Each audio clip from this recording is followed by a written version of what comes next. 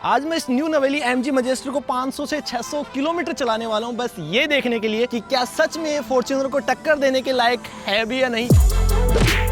काफी भारी भरकम सी गाड़ी है और अपने सेगमेंट की अगर बात करूँ ना तो साइज के मामले में सबसे बड़ी गाड़ी है ये। तो भाई फीचर्स की शुरुआत ऐसे नहीं है कि गाड़ी के अंदर ही होती है, चाबी से भी फीचर्स की शुरुआत ऐसे भरमार हो जाती है। जैसे ही मैं गाड़ी को अनलॉक बटन दबा के रखूंगा ना तो आप देखो कि सारे की सारी विंडोज रोल डाउन हो गई, ऊपर सनरूफ खुलना स्टार्ट हो गया है। और जैसे ही मैं भाई लॉक बटन दबाऊंगा और लॉक बटन को दबा के रखूंगा तो आप वापस से देखो कि भाई 1 सेकंड 2 सेकंड का भी टाइम नहीं लेती, सारी की सारी विंडोज वापस से क्लोज हो गई हैं, ऊपर सनरूफ बंद हो गया है। तो भाई फीचर्स मिलते हैं चाबी में भी। अब देखो एक और चीज मैं आपको दिखाता हूँ, चाबी का बटन दबा के रखूंगा भाई बंद हो जाती है अपने आप। और एक ही चीज नहीं है, जेस्चर कंट्रोल भी आता है। और तुम अब भी सोच रहे हो कि बस 2 तरीके से ही हो सकता है, तो नहीं, बटन भी आता है। बटन से भी मैं बंद कर सकता हूँ, खोल सकता हूँ। और अब भी तुम सोच रहे हो कि बस 3 तरीके से ही हो सकता है, तो भी तुम गलत हो भाई, गाड़ी के अंदर से भी कर सकते हैं।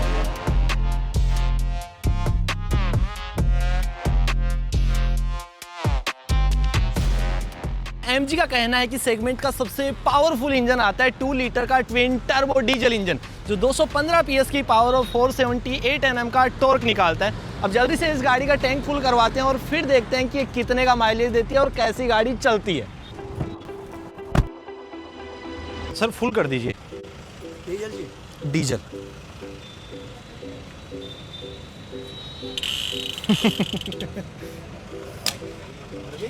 हो गया भाई, इसको फुल भरवा रहे हैं। ऊपर तक भर दीजिए जितना हो सकता है, पूरा ऊपर निकाल दीजिए।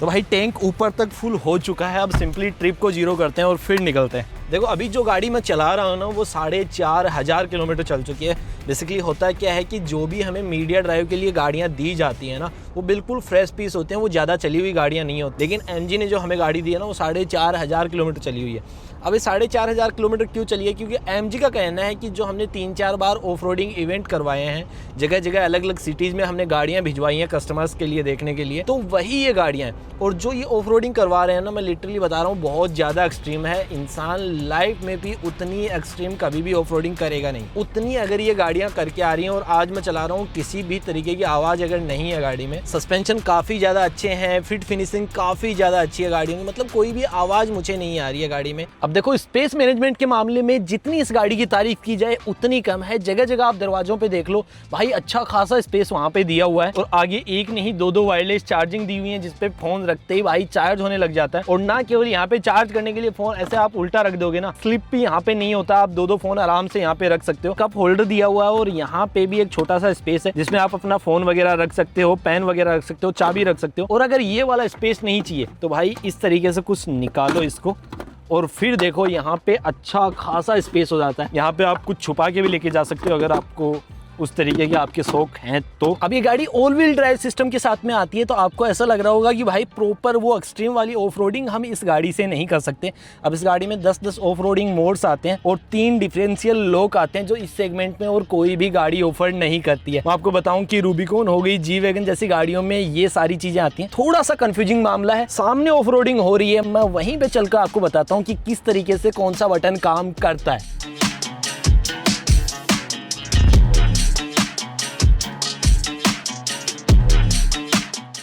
सर स्टार्ट करें? श्योर। राइट निकाल के हम चलते हैं इसको ओवरटेक करके। This car is capable of 38 degrees incline. 38 degrees पे चल सकती है। ये अभी 32-33 के करीब है। 4 में बेसिकली क्या होता है कि जो भी अगर पार्ट अगर हम पावर को देखें कि 100% अगर गाड़ी पावर निकाल रही है तो 50% फ्रंट टायर्स में जाएगी पावर और 50% रियर टायर्स में। तो भाई मैंने कुछ भी प्रेस नहीं कर रखा है, सिंपली मेरा केवल स्टीयरिंग पे हाथ है, बाकी मैंने कहीं पे भी कोई पाँव वाव नहीं रख रखा है और गाड़ी अपने आप को खींच रही है आगे।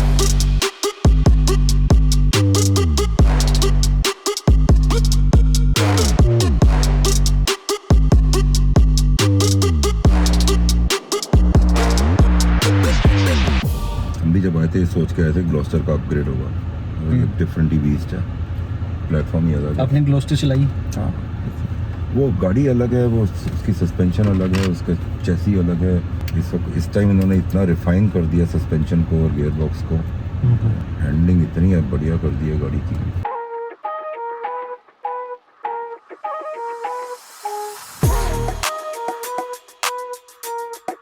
अब देखो ऑलमोस्ट मैंने गाड़ी को 40 किलोमीटर चला लिया और ऐसा नहीं है मैं माइलेज के चक्कर में गाड़ी को आराम से चला रहा हूँ। मैं 100, 110, 90 ऐसे कुछ स्पीड को मेंटेन करके चल रहा हूँ, क्योंकि दिल्ली मुंबई एक्सप्रेस वे पे हूँ। 120 किलोमीटर पर आवर की टॉप स्पीड से यहाँ पे मैं चल सकता हूँ। तो भाई मैं उस तरीके से चलूँगा जैसे हम नॉर्मली चलते हैं। तो लगभग मैं यहाँ पे 90, 100, 110 ऐसे स्पीड लेके चल रहा हूँ। और एक दो चीज़ें हैं जिस मामले में मैं क्लियरली बोल सकता हूँ कि ये फॉर्च्यूनर से बेटर है, और वो है इसके फीचर्स और दूसरा इसका स्पेस। अब इस गाड़ी का थोड़ा सा व्हील बेस थोड़ा सा ज़्यादा, फॉर्च्यूनर से लंबी गाड़ी है, इट मीन्स इसमें स्पेस थोड़ा सा ज़्यादा है। और थर्ड रो में अगर आप बैठोगे ना तो साइड बाय साइड में फॉर्च्यूनर में भी आपको बैठ के दिखा दूंगा भाई, इस गाड़ी में थर्ड रो में भी स्पेस थोड़ा सा ज़्यादा मिलता है। लेकिन भाई बात ये भी है कि फॉर्च्यूनर से बड़ा इंजन तो भाई फोर्ड इंडियोर में भी आया करता था, उससे कहीं ज़्यादा फीचर्स भी उस गाड़ी में आया करते थे, लेकिन फिर भी फॉर्च्यूनर का कोई बाल भी ऐसे टेढ़ा नहीं कर पाया था। तो इस गाड़ी में ऐसा क्या है कि लोग सारे बोल रहे हैं भाई फॉर्च्यूनर को फेल कर देगी, फॉर्च्यूनर को फेल कर देगी, वो मैं आपको बताता हूँ। अब चलाने में नो डाउट ये गाड़ी काफ़ी ज़्यादा अच्छी है। इस वक्त मैं एडास पे इस गाड़ी को चला रहा हूँ और आप देख सकते हो कि भाई बहुत ही तरीके से गाड़ी चल रही है, कहीं पे भी कोई भी दिक्कत नहीं आ रही है। तो इस तरीके का कुछ माहौल बनता है अंदर। और ऊपर की तरफ जब लोग बोल रहे थे ना कि भाई छोटा सा ट्रांसपेरेंट कर्टन है, तो ये भी कुछ ज़्यादा दिक्कत देता नहीं है, ये आपके थोड़े से माहौल को और इन्हेंस कर देता है यहाँ पे, क्योंकि थोड़ी सी ज़्यादा खुली खुली सी गाड़ी लगती है, बाकी धूप अंदर नहीं आती है। और यहाँ पे जब ड्राइवर सीट पे तुम बैठे हुए होते हो ना, तो भाई सब कुछ दिख रहा होता है, ऐसा लग रहा है कि मैं ट्रक पे बैठा हूँ, उसको चला रहा हूँ। बहुत ही कमांडिंग पोजीशन है और सस्पेंशन लिटरली काफ़ी ज़्यादा अच्छे हैं। वो छोटी जब रोड पे स्ट्रिप्स आ रही है ना, ऐसे बम्प जब आ रहे हैं, तो गाड़ी भाई ऐसे ग्लाइड करते हुए निकल रही है, पता ही नहीं लग रहा। गाड़ी में भाई आपको 10 ऑफ रोडिंग मोड्स देखने को मिल जाते हैं, 8 आपको मसाज मोड देखने को मिल जाते हैं। गाड़ी में आपको बैठ के ऐसे थाईलैंड वाला मजा आने वाला है। मतलब थोड़ा तो काम किया है एमजी ने गाड़ी में। मतलब ड्राइवर और को ड्राइवर दोनों ही सीटों पे आपको वेंटिलेशन का फंक्शन देखने को मिलता है, दोनों ही सीटों पे आपको मसाज का फंक्शन देखने को मिलता है। और भाई यहाँ पे ऐसे आजकल सारा कंपनियां कर रही है ना कि स्क्रीन में सब कुछ दे दिया। एक्चुअली इसमें भी स्क्रीन में ही है, लेकिन यहाँ पे आपको एसी के सारे बटन्स आपको फिजिकल देखने को मिलते हैं, तो ये थोड़ी सी ज़्यादा अच्छी चीज़ है। बाकी मुझे लगता है कि वेंटिलेशन वाला एक बटन और यहाँ पे दे दिया जाता ना, तो और ज़्यादा मज़ा आ जाता। क्योंकि अब मैंने अगर एंड्रॉइड ऑटो और एप्पल कारप्ले अगर इसमें ऑन कर रखा है, तो मुझे वहाँ से थोड़ा सा बैक करना पड़ेगा और फिर जाके मैं एसी वाले सेक्शन में जाके वहाँ से वेंटिलेशन ऑन करूँगा। भाई 110 किलोमीटर मैं इस गाड़ी को चला चुका हूँ और अभी MID में जो माइलेज शो कर रही है ना, वो है 10.3 का माइलेज। मतलब इतना कम तो नहीं देखा था मैंने कि हाईवे पे अगर मैं मेरी फॉर्च्यूनर को चलाता हूँ ना, क्योंकि मैं 1 साल से फॉर्च्यूनर को चला रहा हूँ, तो अच्छा खासा मुझे समझ आ गया है कि किस तरीके का वो रिएक्ट करती है।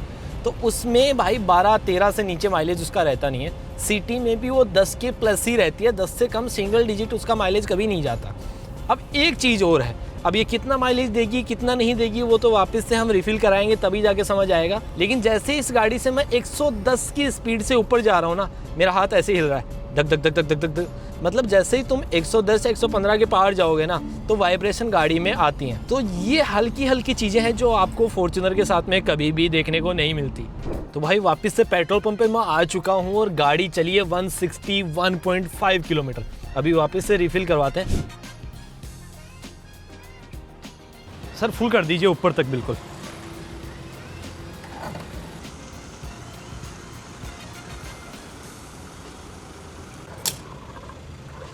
ऊपर तक कर दीजिए।